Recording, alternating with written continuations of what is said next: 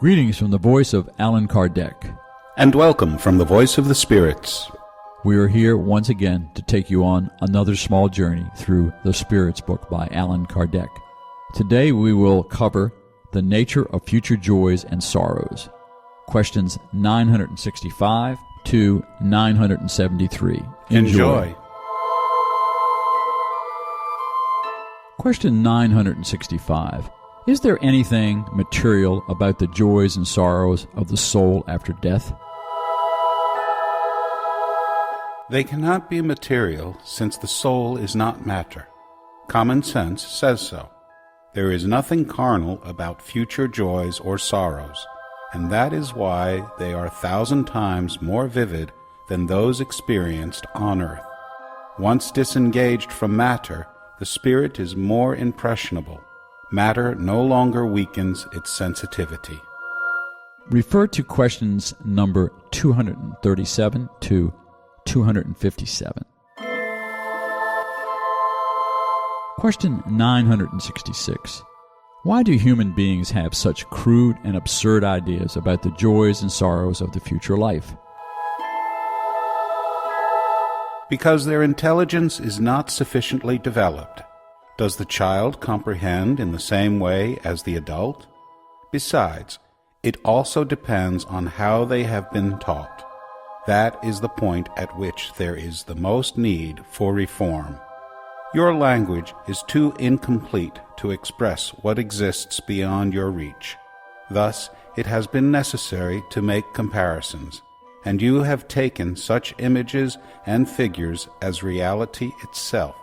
However, as people become more enlightened, they better comprehend the things that their language cannot express. Question 967. What does the happiness of good spirits consist of? In knowing all things, in feeling no hatred, jealousy, envy, ambition, or any of the passions that make people unhappy. The love that unites them is a source of supreme happiness. They do not experience the needs, sufferings, or anxieties of material life. They are happy with the good they do. Moreover, the happiness of spirits is always in proportion to their progress. Actually, only the pure spirits enjoy supreme happiness. However, this does not mean the others are unhappy. Between the evil ones and the perfected ones, there is an infinity of gradations, in which enjoyments are proportioned to their moral state. Those who are already sufficiently advanced understand the happiness of those who have reached that state before them, and they aspire to it. But for them it is a reason for emulation and not jealousy.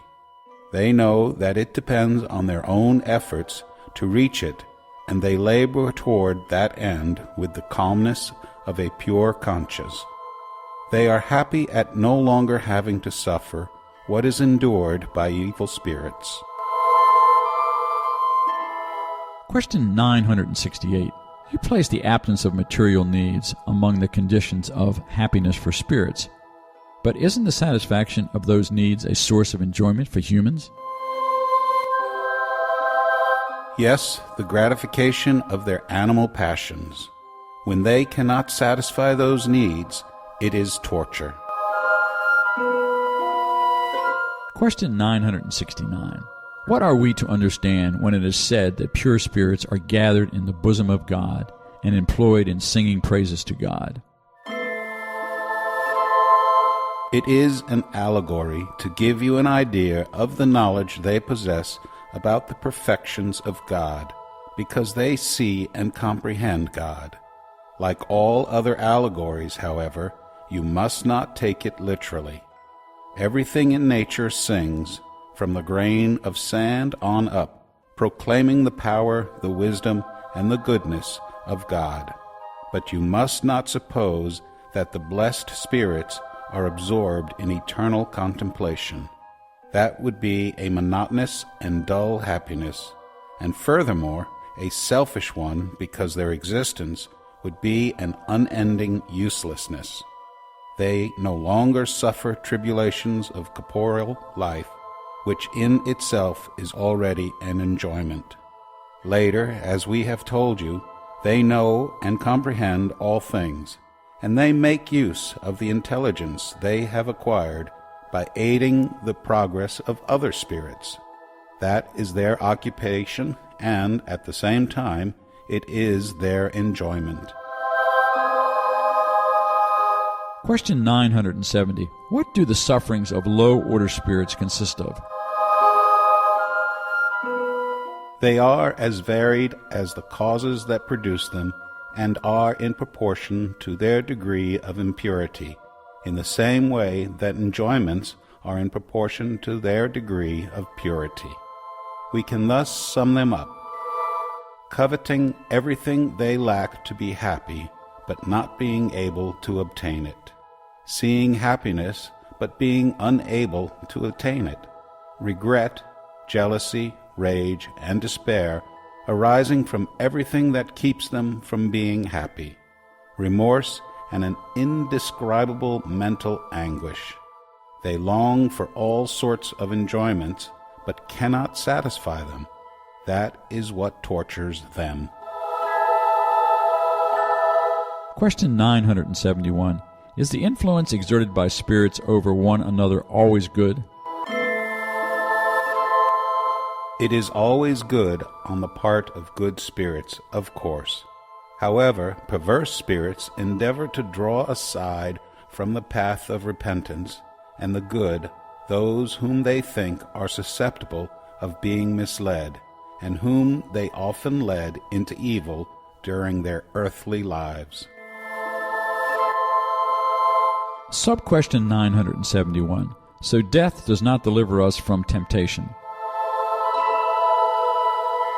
No, but the action of evil spirits is much less significant over other spirits than over human beings, because other spirits are no longer sustained by material passions. Refer to question number 996. Question 972. In what way do evil spirits tempt other spirits, since they cannot count on the passions to help them? Although the passions no longer exist in the material sense, they still exist mentally in little evolved spirits.